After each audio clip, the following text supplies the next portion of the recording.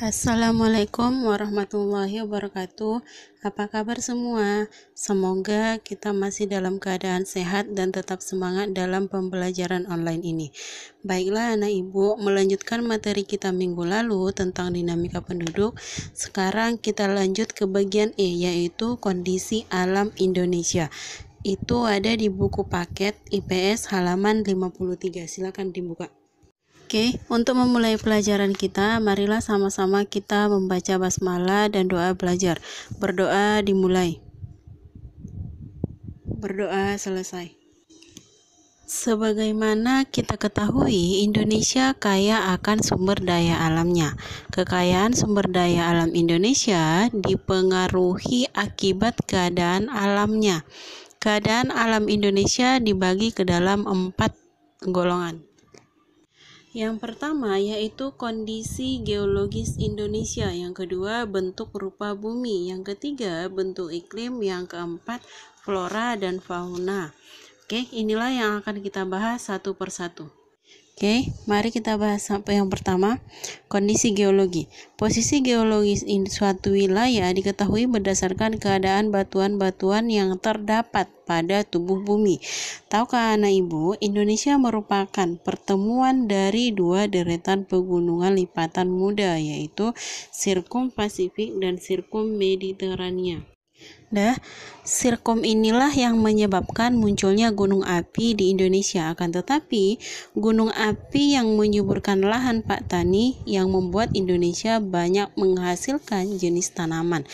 Wilayah Indonesia juga terletak pada pertemuan 3 lempeng besar, yaitu lempeng Eurasia, lempeng Indo-Australia, dan lempeng Pasifik. Dengan pertemuan 3 lempeng ini, Indonesia sering terkena musibah seperti gempa bumi dan tsunami. Oke, selain lempeng, Indonesia juga terdapat paparan. Yang jadi pertanyaannya, apa itu paparan? Paparan adalah wilayah laut dangkal yang menghubungkan wilayah daratan besar. Di Indonesia terdapat 2 paparan, yaitu paparan Sunda dan paparan Sahul. Paparan Sunda itu terletak di bagian Indonesia bagian barat, seperti Semenanjung Malaysia, Sumatera, Jawa, Madura, Bali, pulau kecil lainnya. Sedangkan paparan Sahul adalah Indonesia bagian timur yang menghubungkan dengan Australia, yaitu bagian utara Papua sampai bagian utara benua Australia. Yang kedua yaitu bentuk rupa bumi. Untuk mengetahui keadaan alam, kita harus mengetahui bentuk rupa bumi dalam geografis. Bentuk rupa bumi dikenal dengan istilah relief rupa atau muka bumi. Ada 2 bentuk muka bumi atau rupa bumi, yaitu relief daratan dan dasar laut.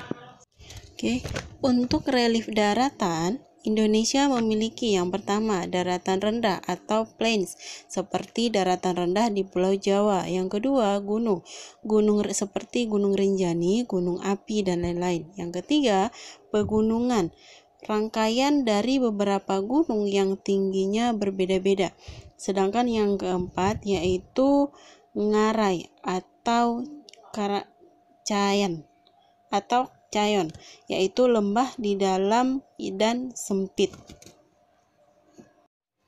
Yang pertama yaitu dangkalan, bentuk pantai yang melandai ke arah laut dengan rata-rata kurang lebih 200 meter.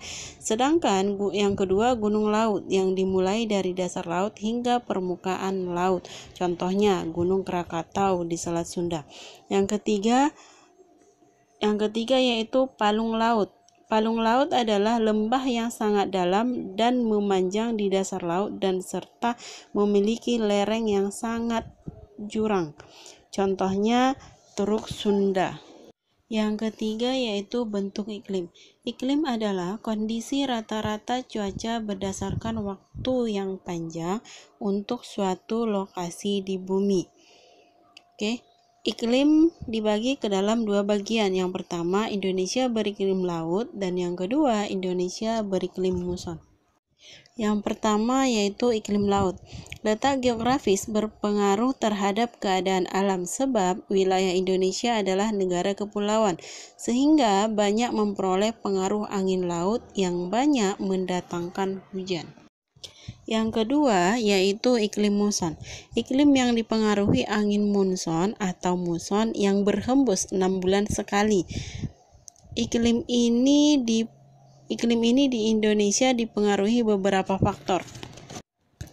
Yang pertama yaitu garis khatulistiwa. Indonesia beriklim tropis dengan suhu udara rata-rata tinggi sepanjang tahun.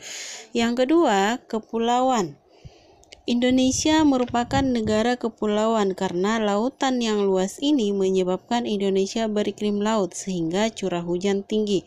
Yang ketiga, terletak di antara dua benua yaitu benua Asia dan benua Australia. Inilah yang menyebabkan Indonesia beriklim muson yang terjadi 6 bulan sekali. Yang terakhir yang kita bahas yaitu flora dan fauna. Flora berarti tumbuhan, fauna berarti hewan. Yang keempat. Yang pertama yaitu flora. Indonesia memiliki posisi yang strategis khususnya dalam lingkungan hidup di dunia. Indonesia adalah pemilik hutan tropis ketiga di dunia setelah Brazil dan Kongo. Dari segi tumbuhan, hampir 2 juta jenis tumbuhan yang tumbuh di Indonesia. Tentunya sudah dikenali. Selain flora, Indonesia memiliki keunikan fauna hampir 300.000 spesies yang ada di Indonesia. Persebaran fauna dibagi ke dalam 3 bagian yaitu barat, tengah, dan timur. Garis yang memisahkan antara barat dan tengah disebut Wallace, sedangkan garis yang memisahkan antara tengah dan timur disebut Weber. Persebaran fauna di Indonesia dibagi ke dalam 3 bagian yaitu barat, tengah, dan timur. Tipe barat disebut sebagai tipe asiatis. Contohnya orangutan, kijang, gajah, banteng, dan merak. Sedangkan yang bagian tengah yaitu diistilahkan dengan tipe peralihan. Contohnya burung maleo, anoa, biawak, babi rusa, dan lain sebagainya. Sedangkan di bagian timur diistilahkan dengan australiatis. Tipe ini contohnya burung kasuari, kakak tua, kuskus, dan musang. Baiklah anak ibu, sampai di sini materi kita hari ini. Sebagai tugas kamu, buatlah ringkasan tentang kondisi alam Indonesia. Untuk menutup pelajaran kita hari ini, marilah kita sama-sama kita mengucapkan hamdalah. Alhamdulillahirabbil alamin. Wabillahi taufik wal hidayah. Assalamualaikum warahmatullahi wabarakatuh.